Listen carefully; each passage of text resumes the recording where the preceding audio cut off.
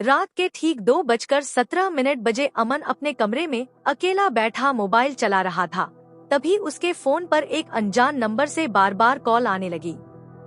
पहले उसने नजरअंदाज किया, लेकिन लगातार बजती रिंगटोन ने उसे कॉल उठाने पर मजबूर कर दिया। हेलो, उसने धीमे से कहा, लेकिन कुछ पल तक पूरी खामोशी रही। फिर अचानक एक धीमी, अजीब सी आवाज आई, अमन, तुम ठीक हो ना? ये सुनकर उसका दिल तेजी से धड़कने लगा, क्योंकि उस आवाज में कुछ जाना पहचाना सा एहसास था। उसने डरते हुए पूछा, कौन? जवाब आया, तुम्हें याद है? आज कौन सी तारीख है? अमन ने स्क्रीन पर नजर डाली, 13 नवंबर। और यही वो दिन था जब 3 साल पहले उसके दोस्त रोहित की रहस्यमयी मौत हुई थी। अमन के हाथ कांपने लगे, उसके कमरे की लाइट अपने आप झिलमिलाने लगी और माहौल अचानक ठंडा हो गया। उसने हिम्मत जुटाकर पूछा, तुम रोहित हो क्या? तभी फोन के उस तरफ से हल्की, डरावनी हंसी सुनाई दी और कॉल कट गया। अमन ने खुद को समझाने की कोशिश की कि ये सब उसका वहम है, लेकिन तभी उसके कमरे का दरवाजा धीरे धीरे अपने आप खुलने लगा। हवा बिल्कुल नहीं थी, फिर भी पर्दे हिल रहे थे। तभी उसका फोन फिर बजा, वही नंबर। इस बार उसने डरते हुए कॉल उठाई तो आवाज आई, पीछे मत मुड़ना, अगर मुड़े तो मैं तुम्हें ले जाऊंगा। तभी उसके पीछे किसी के कदमों की आवाज गूंजने लगी, टप टप टप। डर के बावजूद अमन खुद को रोक नहीं पाया और धीरे धीरे पीछे मुड़ने लगा। जैसे ही उसने पूरी तरह पीछे देखा, उसका फोन उसके हाथ से गिर गया। स्क्रीन पर आखिरी मैसेज चमक रहा था, तुमने मुड़कर गलती कर दी। अगली सुबह जब पुलिस आई तो कमरा अंदर से बंद था, लेकिन अमन वहां नहीं था। सिर्फ दीवार पर खून से लिखा था, अब अगला नंबर तुम्हारा है। अमन के गायब होने के बाद पूरा मामला एक रहस्य बन गया। कमरे का दरवाजा अंदर से बंद था, खिड़कियां भी लॉक थीं, लेकिन अमन का कहीं कोई निशान नहीं मिला। सिर्फ उसका फोन और दीवार पर खून से लिखा मैसेज, अब अगला नंबर तुम्हारा है। पुलिस ने यह केस इंस्पेक्टर राजीव को सौंपा। राजीव ने फोन की जांच शुरू की और उसमें आखिरी कॉल की रिकॉर्डिंग सुनी। वही डरावनी आवाज, वही चेतावनी, अगर मुड़े तो मैं तुम्हें ले जाऊंगा। राजीव को ये सब अजीब लगा, लेकिन उसने इसे अंधविश्वास समझकर नजरअंदाज कर दिया। लेकिन उसी रात ठीक 2:17 बजे राजीव का फोन बजा, अननोन नंबर। उसने कॉल उठाई तो कुछ सेकंड तक खामोशी रही, फिर वही आवाज गूंजी, एक और आ गया। राजीव चौंक गया, उसने सख्ती से पूछा, कौन हो तुम? जवाब आया, तुमने मेरा फोन क्यों उठाया?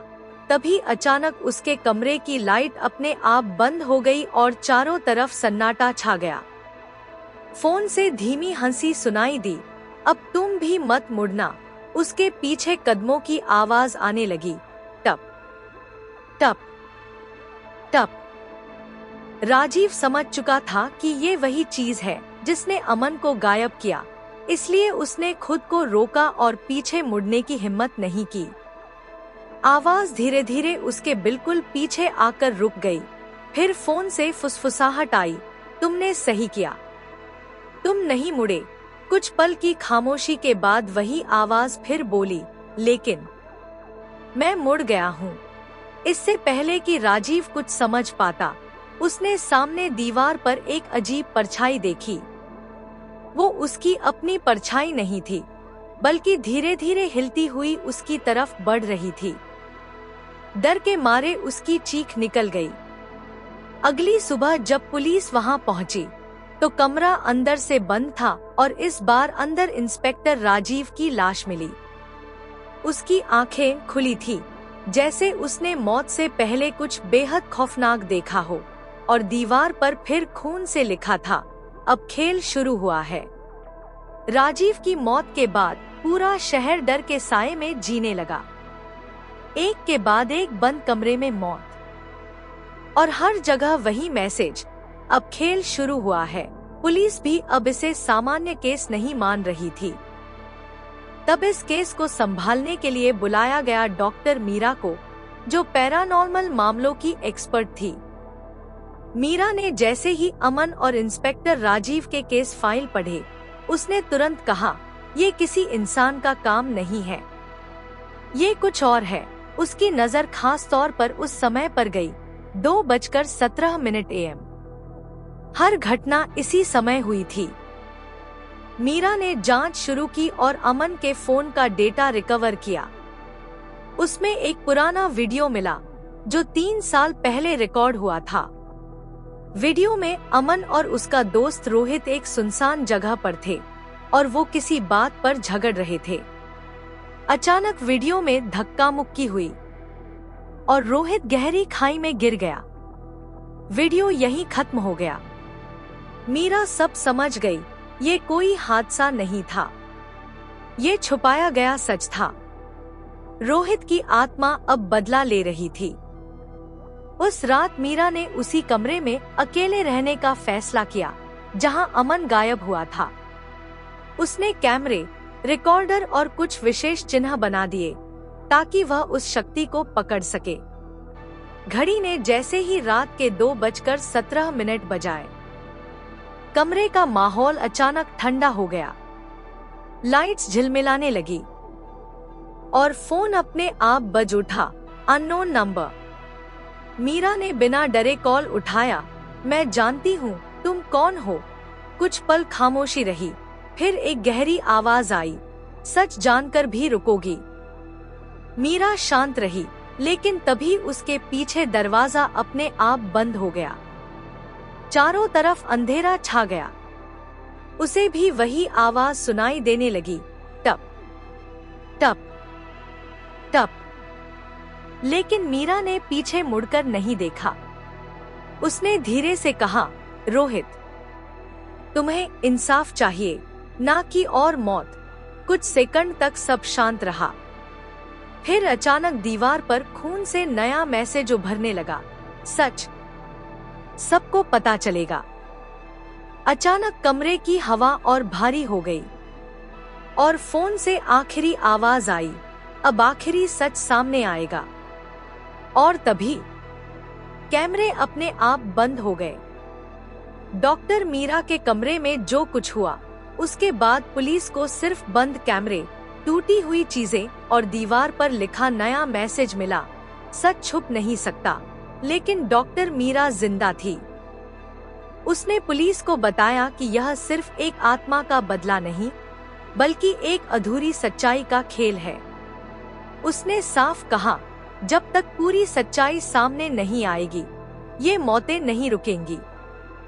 मीरा ने फिर से उस पुराने वीडियो को ध्यान से देखा, जिसमें अमन और रोहित थे। इस बार उसने एक छोटी सी चीज नोटिस की। वीडियो के आखिरी सेकंड में खाई के नीचे एक और परछाई हिलती हुई दिखी थी, जैसे वहां कोई तीसरा इंसान भी मौजूद था। इसका मतलब साफ था, रोहित की मौत सिर्फ अमन की गलती नहीं थी, कोई और भी था जिसने सच छुपाया।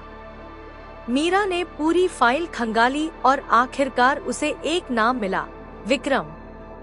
अमन और रोहित का तीसरा दोस्त, जो उस हादसे के बाद अचानक शहर छोड़कर गायब हो गया था। मीरा को यकीन हो गया कि असली राज उसी के पास है। कई दिनों की तलाश के बाद विक्रम को एक सुनसान गांव में ढूंढ निकाला गया। पहले तो विक्रम कुछ भी मानने को तैयार नहीं था, लेकिन जैसे ही मीरा ने उसे रात के 2:17 और उस कॉल के बारे में बताया, उसका चेहरा पीला पड़ गया। कांपती आवाज में उसने सच कबूल किया, उस दिन हम तीनों में झगड़ा हुआ था। अमन ने रोहित को धक्का दिया, लेकिन वो जिंदा था। मैं उसे बचा सकता था, लेकिन मैं डर गया और उसे मरने के लिए छोड़ दिया। ये सुनते ही कमरे का माहौल अचानक बदल गया। घड़ी ने रात के 2:17 बजा दिए और विक्रम का फोन अपने आप बजने लगा। Unknown number. विक्रम के हाथ कांप रहे थे। उसने डरते हुए कॉल उठाया। मुझे माफ कर दो। फोन से वही आवाज आई, अब तुम आखिरी हो। अचानक दरवाजा अपने आप बंद हो गया, खिड़कियां जोर जोर से हिलने लगी और विक्रम के पीछे किसी के खड़े होने का एहसास हुआ। मीरा चिल्लाई, मत मुड़ना। लेकिन डर के मारे विक्रम खुद को रोक नहीं पाया और धीरे धीरे पीछे मुड़ गया। जैसे ही उसने देखा, उसकी चीख निकल गई और अगले ही पल सब कुछ शांत हो गया। सुबह कमरे में सिर्फ मीरा थी। विक्रम गायब था और दीवार पर खून से लिखा था, अब इंसाफ पूरा हुआ। लेकिन कहानी यहीं खत्म नहीं हुई। मीरा का फोन अचानक बजा। Unknown number. उसने धीरे से कॉल उठाया और इस बार आवाज आई, अब तुम्हारी बारी है।